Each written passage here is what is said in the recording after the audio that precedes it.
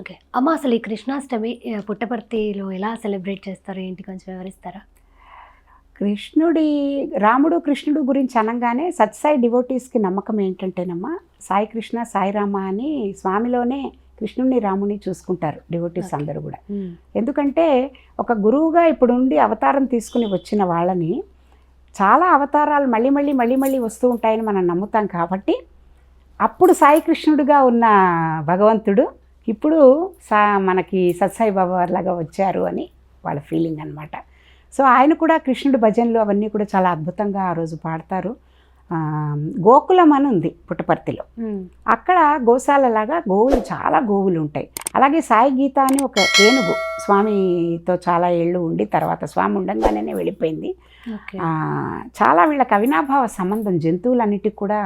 ఈ మహానుభావులు గురువులు ఎవరైతే ఉంటారో ప్రతి జీవిలో ప్రతి క్రియేషన్లో ప్రతి జీవిని వాళ్ళు చాలా భగవంతుడి తత్వంలాగా చూస్తారు. ఓకే. ఈ యానిమల్స్ అన్నింటినీ కూడా మనం ఏదైతే ఈ గోవులు తర్వాత జింకలు ఇవన్నీ ఏదైతే ఉన్నాయో, నెమళ్ళు, ఇలా రమణ మహర్షి వీళ్ళందరూ కూడా ఆ ఆశ్రమాలకు వెడితే మనకి రకరకాల జంతువులు కనిపిస్తూ ఉంటాయి. వాటిని పోషించి వాటిని జాగ్రత్తగా కేర్ తీసుకుని ఉండడం. అలాగే గోకులంలో బోళ్ళు గోవులు ఉంటాయన్నమాట. ఇక్కడ వాడేవన్నీ కూడా గోశాల నుంచి వచ్చిన పాలు. తిరుపతిలో ఎలా అయితే మనకు అక్కడి నుంచి వచ్చిన వాడతారో అలాగే ఇక్కడ హాస్టల్స్కి అక్కడ మొత్తం క్యాంటీన్కి అన్నీ కూడా ఆ పాలు అవన్నీ అక్కడి నుంచి వస్తాయి. ఆవు పాలు అక్కడి నుంచి వచ్చినవి వాడతారు. పిల్లలకి అందరికీ కూడా పాలు, తర్వాత హాస్టల్లో ఉండే పిల్లలకి వీళ్ళకి ఇచ్చేవన్నీ కూడా అది. ఆ గోశాలల నుంచి వచ్చిన వీటిని అన్నింటినీ కూడా తీసుకొచ్చి చక్కగా స్వామి వస్తున్నారని వరుసగా నుంచోపెట్టడం అక్కడ వీళ్ళందరూ. స్వామి వెళ్ళి వీటికి ఏంటంటే ప్రతిదాన్ని పలకరించి, ఎందుకంటే యానిమల్స్కి కూడా పెట్స్కి కూడా ఒక టచ్, తర్వాత వాళ్ళ ఎవరైతే ఓనర్ ఉన్నారో వాళ్ళతో మాట్లాడడం, ముట్టుకోవడం అన్నీ కూడా వాటికి పెట్ చేయడం వాటికి ఇష్టం. ఓకే. అవన్నీ చాలా మనం ఆ ప్రేమ చాలా చూస్తాం అన్నమాట. వీళ్ళు సత్సాయి బాబా వారు వాటితో ఉన్నప్పుడు అవి ఎంత ప్రేమగా చక్కగా అవి ఎంజాయ్ చేస్తూ ఉంటాయో ఆయన ప్రేమని, ఆ డివైన్ లవ్ని. ఆయన కూడా వాటిని చక్కగా లాలించడం, తర్వాత అరటిపళ్ళు వాటికి ఇవ్వాల్సిన ఇవన్నీ కూడా పెడుతూ ఉండడం అవన్నిటికీ పెడతారు చక్కగా. వెనక వీళ్ళు ట్రైల్లో తీసుకొస్తే ఒక్కొక్క దాని నోట్లోనూ అరటిపళ్ళు అవన్నీ పెట్టి వాటన్నిటికీ తర్వాత అక్కడి నుంచి వెళ్ళి పొద్దునేమో ఏదైనా కూడా ప్రోగ్రాం పొద్దున ఇన్స్ట్రుమెంటల్ మ్యూజిక్ వేద ఘోషతోనే స్టార్ట్ అవుతుంది. సో ఆ వేదం అంతా అయ్యాక స్టూడెంట్స్ అందరూ వేదం పాడి అవన్నీ అయ్యాక స్వామి పట్టు పీతాంబరాలు అవన్నీ వేసుకుని ఆయన వచ్చి ఆయన సీట్లో కూర్చుంటారు.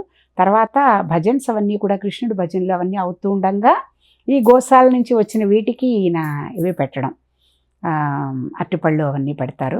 ఆ తర్వాత చిన్న డిస్కోర్స్ ఏదైనా ఉంటుంది. ఒకసారి 2002లో డిస్కోర్స్ ఇది నాకు జ్ఞాపకం వస్తుంది చాలా అద్భుతంగా. అంటే అనిల్ కుమార్ గారు ఇంగ్లీష్ తెలుగు రాని వాళ్ళందరికీ అర్థమయ్యేందుకు అనిల్ కుమార్ గారు వెంటనే ఆయన ట్రాన్స్లేట్ చేసి చెప్తూ ఉండేవారు. ప్రొఫెసర్ గుంటూరు నుంచి వెళ్ళి ఆయన దగ్గరే ఉండిపోయారు. కస్తూరి గారేమో మ్యాగజైన్కి ఇది చేసి ఆయన వెళ్ళేవారు. సో ఆయన మ్యాగజైన్ సనాతన సారథికి దీనికి ఎడిటర్గా, హిందూ ఎడిటర్గా ఉన్న ఆయన వదిలేసి కస్తూరి గారు వెళ్ళేమో ఆ రంగం చూసుకునేవారు, మంత్లీ మ్యాగజైన్ ఇది. అప్పుడు ఇలా వచ్చినప్పుడు ఒకసారి 2002లో ఆ స్వామికి గుర్తొచ్చి ఒక ఇన్స్టెన్స్, కృష్ణుడి టైంలో బ్రహ్మ ఈ బాలికలందరినీ కూడా గోవుల్ని కూడా తీసుకుని వెళ్ళిపోవడం. ఏడాది గడిచింది, ఏడాది ఎవరు లేరు, కానీ ఇళ్లలో ఎవరు చెప్పడానికి లేదు, ఎవరు లేరు పిల్లలు ఇంటికి వెళ్ళి చెప్పడానికి. కృష్ణుడు అప్పుడు మళ్ళీ ఆ మాయ చేసి ఎంతమంది పిల్లలైతే అక్కడికి వెళ్ళారు మిస్సింగో అంతమంది పిల్లల్ని సృష్టించి అన్నావుల్ని మళ్ళీ సృష్టించి వాళ్ళ ఇళ్ళకి పంపించి ఏడాది పాటు అలాగే గడిచింది. చివరికి బ్రహ్మగారికే అమ్మో ఇందులో ఇక్కడ విష్ణుమూర్తి దీన్ని నేను తట్టుకోలేను, ఈ మాయని నేను తట్టుకోలేను అని చెప్పేసి ఆయనకే అర్థమయ్యి మళ్ళీ వాళ్ళందరినీ కూడా తీసుకొచ్చి అప్పచెప్పారని, అప్పుడు ఈ సృష్టించినవన్నీ కూడా మాయం అయిపోయాయని ఈ ఇన్స్టెన్స్ గుర్తు చేస్తూ స్వామి చెప్పారు ఒకసారి. చెప్పంగానే అందరూ చాలా హ్యాపీ అయ్యారంటే ఆ కాలంలో ఆయన ఉండి చూసిన లీలన్నీ మళ్ళీ ఒకసారి ఇక్కడ చెప్పడం అదంతా విని చాలా హ్యాపీ అయ్యి, తర్వాత మళ్ళీ ఆయన కూడా ఆ రోజు ఏ పండుగ అయితే అయిందో అది అయిపోయాక భజన ఒకటి, దానికి రెలవెంట్ భజన స్వామి పాడతారు. గోవింద కృష్ణ జయ భజన ఆ రోజు చాలా అద్భుతంగా, గోవింద కృష్ణ జయ గోపాలకృష్ణ జయ గోపాల బాల బాల బాలకృష్ణ జయ అని ఒక భజన ఉంటుంది, చాలా బాగుంటుంది అనమాట. ఆ భజన స్వామి పాడి ముగించారు. తర్వాత హారతి ఇచ్చేసి కంక్లూడ్ అయిపోయింది. ఇట్లా ప్రతి గోకులాష్టమికి కూడా అక్కడ పుట్టపర్తిలో స్వామి ముందు గోవులన్నింటినీ ఫీడ్ చేయడము, వేద పఠనము, తర్వాత కల్చరల్ ప్రోగ్రామ్స్ జరుగుతాయి సాయంత్రం. అంటే కృష్ణుడి తత్వం మీద వీటి మీద స్టూడెంట్స్ వీళ్ళు వచ్చి వేయడము, ఇట్లాంటివన్నీ చేసి కంప్లీట్ చేసుకున్నారనమాట. Okay. అట్లా ఆ రోజు గోకులాష్టమి అలా జరుగుతుంది. అలాగే అసలు ఈ కృష్ణాష్టమి యొక్క విశిష్టత, ప్రాముఖ్యత గురించి కొంచెం వివరించండి. తప్పకుండా అమ్మ. అంటే మనం పైగా ఏం చేసుకుంటున్నా కూడా అంతవరకే ఆగిపోకుండా పురాణాల్లో కథలు అవి కూడా దాని లోపల అంతరార్థం ఏంటి అని గనక గ్రహించుకోగలిగితే, ఎందుకంటే మనకంటే అన్యంగా ఏదీ లేదు. ఇప్పుడు కృష్ణుడు అనుకున్నా, రాముడు అనుకున్నా, శివుడు అనుకున్నా, ఏదనుకున్నా, అమ్మవారు అనుకున్నా కూడా ప్రతిదీ మనలోనే ఉంది. ఆ మనలో ఉన్న ఆ దైవతత్వాన్ని ఎట్లా మనం రిలేట్ చేసుకోవాలి పురాణాల్లో చెప్పిన కథలకి అని గనక ఆలోచిస్తే ఇంకా బెటర్ అండర్స్టాండింగ్ ఉంటుంది అనే ఆలోచనతో. ఇప్పుడు ఈ కృష్ణుడి తత్వం గురించి అన్నప్పుడు నేను ఒకసారి స్వామి చెప్పిన దీంట్లోంచే, స్వామి డివోటీని స్వామి చెప్పినప్పుడు విన్నది గుర్తొస్తుందమ్మా. కరెక్ట్గా మనకి హిస్టారికల్గా డేట్స్ తెలియవు. మనం మామూలుగా తెలుగు సంవత్సరాల గురించి చెప్పుకుంటూ ఉంటాం.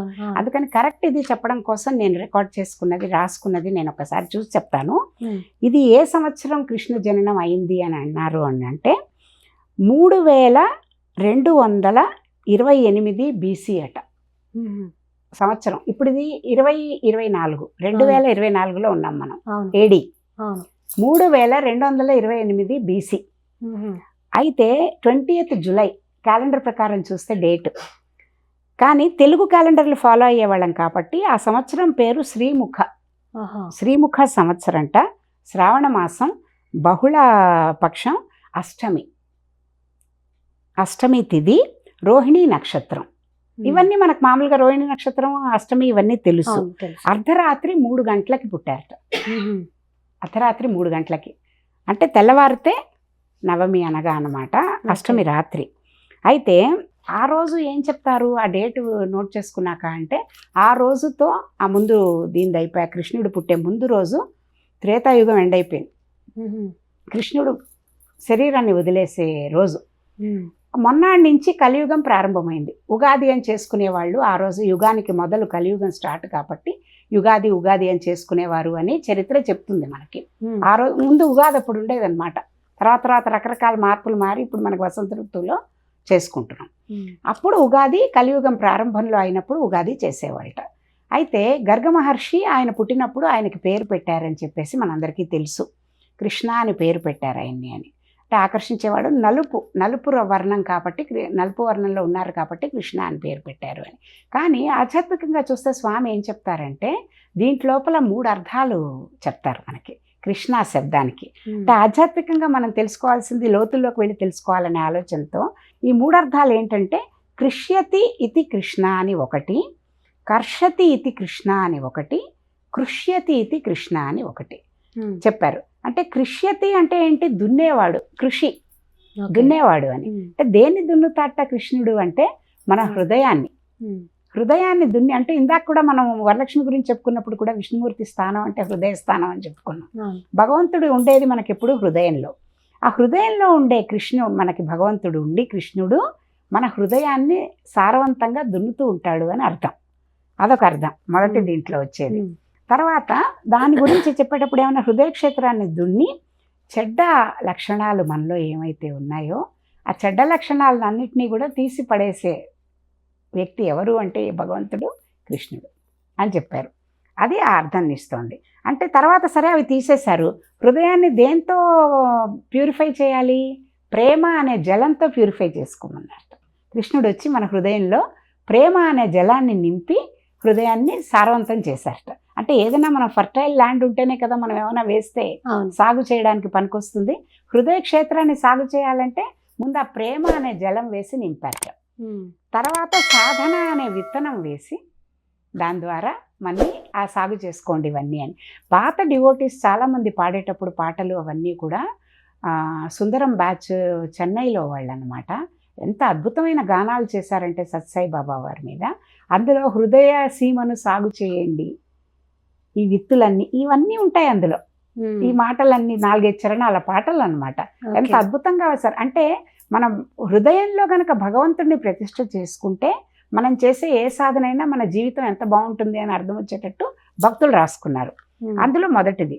తర్వాత రెండో అర్థం చెప్పుకునేటప్పుడు కర్షతి ఇతి కృష్ణ అన్నప్పుడు ఎవరైతే అందరినీ ఆకర్షిస్తారో ఆయన కృష్ణుట్ట. అంటే శత్రువులవని ఎవరైనా అవని అవతలున్న వాళ్ళు తిడదాము ఈయనంటే నాకు పడదు అని చెప్పేసి వస్తారు. కానీ ఈయన చూడంగానే మొత్తం ఆకర్షించబడి మొత్తం అంతా కూడా ఈయనకి ఆకర్షింపబడి ఆయన దీంట్లోకి వెళ్ళిపోతారనమాట. ఏదో చెప్దాం ఏదో చేద్దాం అనుకుంటారు, కానీ ఆకర్షణకి లొంగిపోతారు. అది రెండో అర్థం అనమాట కృష్ణుడు దీనికి. తర్వాత మూడో అర్థం వచ్చేసరికి ఎప్పుడూ పరమానందంలో ఉంటాడట. నిత్యానందం, పరమానందం, బ్లిస్ఫుల్ స్టేట్లో ఉండేవాడు కృష్ణుడు. సో మనం కూడా కృష్ణుడిని కొలుస్తున్నాము అని అంటే ఏంటంటే ఎప్పుడు బ్లిస్ఫుల్ స్టేట్లో మనం ఉండాలి అని అర్థం ఇస్తుంది. అంటే ఏ పని చేసినా కూడా ఎట్లాంటి చుట్టూ ఉన్న సర్కమ్స్టాన్సెస్ ఎట్లా ఉన్నా కూడా వాటికి ఎఫెక్ట్ అయిపోయి నెగిటివిటీలోకి వెళ్లకుండా ఎప్పుడూ ఆనందంగా ఉంటూ అవతల వాళ్ళకి ఆనందాన్ని పంచుతూ ఉండే తత్వం కృష్ణతత్వం. అలాగే ఇంకొక అద్భుతమైన మాట చెప్పింది నాకు ఒకటి గుర్తొస్తుంది. అంటే మనం ఇప్పుడు మధుర అని, తర్వాత గోకులం అని, యశోద అని, దేవకి అని ఇవన్నీ మాట్లాడుకుంటాం కదా కృష్ణుడి గురించి మాట్లాడుకున్నప్పుడు. దానికి కూడా చాలా అద్భుతంగా చెప్పారమ్మా. అది ఎందుకు నేను చెప్తున్నానంటే ఊరికే పైగా బాహ్యంగా చెప్పేది ఒకటే అని కాకుండా, ఇప్పుడు మధుర అంటే ఏమన్నారంటే అందులో చెప్పేటప్పుడు ఇన్నర్ మీనింగ్ గురించి చెప్పేటప్పుడు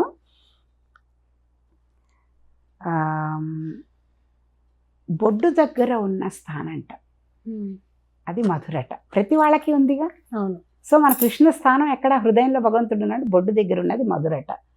ఆ మధురలో ఉన్న దగ్గర దేవశక్తి కలిగిన దేవకి, అంటే ఆ కాస్మిక్ ఎనర్జీ ఏదైతే ఉందో కృష్ణుడు మన లోపల ఉండడానికి ఉన్నది, ఆ ఎనర్జీ దేవకిట, దేవకి అని చెప్పారు స్వామి. తర్వాత ఏమన్నారు? గోకులమేమో మన నోరుట. కృష్ణుడి గురించి చెప్పినప్పుడు గోకులంలో పెరిగాడని చెప్తాం కదా, మన నోరు. ఆ నోరు తెరిచినప్పుడు ఆ యశోదకి రోలు కట్టేసినప్పుడు నోరు తెరిచి చూపించి మనం తిన్నామంటే నోరు తెరిచి చూపిస్తే యశోదకి 14 బోనాలు కనిపించాయి అంటారు. సో ఆ నోరు అనమాట. అంటే ఆ నోరు ఏంటి? దేనికి సోర్స్? స్వీట్నెస్ కిట. ఆ స్వీట్నెస్ ఏదో కృష్ణ తత్వమే మొత్తం అసలు మధురం. ఆ ఎన్ని పాటలు ఎన్ని కీర్తనలు ఉంటాయంటే మధురం, అంటే ప్రతిదీ మధురమే. మధుర అష్టకం అని కూడా రాశారు అసలు కృష్ణుడి మీద. అంటే హసితం మధురం, అధరం మధురం, ఇట్లా మొత్తం ఆయనవన్నీ కూడా, ఆయన మాట్లాడినా చూసినా నవ్వినా ఏం చేసినా కూడా అన్నీ మధురమే కృష్ణుడికి సంబంధించి. సో ఆ మధురం అంటే స్వీట్నెస్. ఆ స్వీట్నెస్ ఎక్కట? గోకులం అనే నోరు. అంటే మన నోట్లో గనక మనము ఈ పాయిజన్ అనే నాలిక ఉంది కదా, ఆ నాలిక ఎవరట? నాలిక గురించి కూడా ఒక మాట చెప్పారు, యశోదట. దేవకి ఏమో ఇందాక మనం చెప్పుకున్నాం, దేవకి జన్మనిచ్చింది, యశోద దగ్గర పెరిగాడు కదా. అంటే ఆ అమృతతత్వం, ఆ స్వీట్నెస్ ఉండే యశోద నోరు, యశోద అనే నాలుక మీద పెరిగాడు. అంటే నాలుక గనక స్వీట్గా ఉంటే అర్థం ఏంటి దీనికి? మనం మాట్లాడే మాట కానీ ఏదైనా కూడా స్వీట్గా ఉండి నెగిటివిటీ లేకుండా పాజిటివ్గా మనం ఉన్నప్పుడు అది దేవకి, కృష్ణుడి తత్వం అక్కడ ఉంటుందన్నమాట. అంటే ఆ నెగిటివ్ని, మనలో ఉన్న నెగిటివిటీని అంతా తీసేసి మనం పాజిటివ్గా ఉండాలి అని అంటే నాలుక మీద ఏం పెట్టుకోమన్నారు? నామము. కృష్ణుడి రూపాన్నేమో హృదయంలో నింపుకుని కృష్ణుడి నామాన్ని గనక నోటి ద్వారా ఉచ్చరిస్తే అప్పుడు మనకి ఏమవుతుంది? ఆ విషయాన్ని తీసేసి మనని ప్యూరిఫై చేస్తాడు కృష్ణుడు అని నమ్మకం, ఇన్నర్ మీనింగ్ అనమాట. అంటే ఇప్పుడు మనం కాళీయ మర్దన గురించి కూడా మనం పురాణంలో వింటాం, భాగవతంలో వీటి కృష్ణతత్వం గురించి చెప్పుకుంటున్నప్పుడు. అంటే ఏదైతే పాము రూపంలో ఉన్న నెగిటివిటీ విషం, పాములో ఉన్న విషాన్ని ఎట్లా అయితే కృష్ణుడు ఆ నామం చేసేస్తే తరింపచేసినట్టు, విషాన్ని తీసేసినట్టు మనని కూడా మన లోపల ఉన్న విషయాన్ని తీసేసి మనని తరింపచేస్తాడు అనే ఇన్నర్ మీనింగ్ ఉంది. ఇది కొంచెం మనకు అబ్స్ట్రాక్ట్గా అనిపిస్తుంది, కానీ మనం ఎన్ని రోజులకి కూడా కథలే చెప్పుకుంటూ దాని గురించి అక్కడే ఆగిపోవడం అనేది కాకుండా అసలు దాని వెనక తత్వం ఏం చెప్తోంది, అసలు కృష్ణుడిని ఎందుకు సమ్మోహన పరిచి ఇట్లా చేస్తున్నాడు, భగవంతుడు ఆ రూపంలో ఎందుకు వచ్చాడు అని కనుక ఆలోచిస్తే ఇలాంటి అర్థాలు కూడా కొంచెం తెలుసుకుంటే మనకు కొంచెం విజ్డమ్ హొరైజన్ వైడెన్ అవుతుంది అనే ఉద్దేశంతో ఈ 2 మాటలు కూడా ఇవాళ చెప్పడం జరిగింది. నిజంగా చాలా మంచి విషయాలు తెలియజేశారు.